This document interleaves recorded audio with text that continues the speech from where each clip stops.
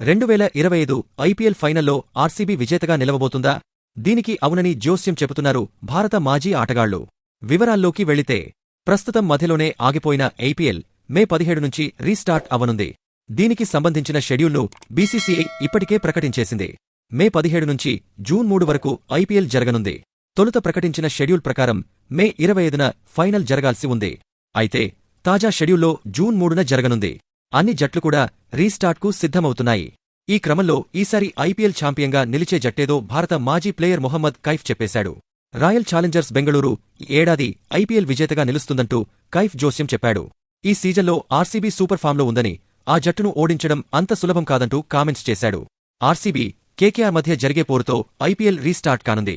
ప్రస్తుతం ఆర్సీబీ 11 మ్యాచ్ల్లో 8 విజయాలతో 16 పాయింట్లతో లీగ్ టేబుల్లో రెండో స్థానంలో కొనసాగుతుంది. విరాట్ కోహ్లీ సూపర్ ఫామ్లో ఉన్నాడని, పరుగుల వరద పారిస్తున్నట్లు కైఫ్ చెప్పుకొచ్చాడు. అంతేకాకుండా బౌలింగ్ విభాగం కూడా బలంగా ఉన్నట్లు అతడు తెలిపాడు.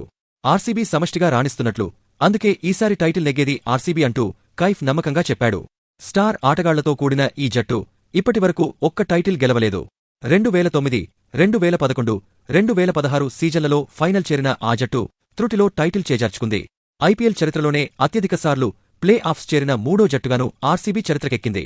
18 ఏళ్ల ఐపీఎల్ చరిత్రలో 9 సార్లు ఆర్సీబీ ప్లే ఆఫ్స్ చేరింది. ఈ జాబితాలో చెన్నై 12, ముంబై 10 ముందున్నాయి.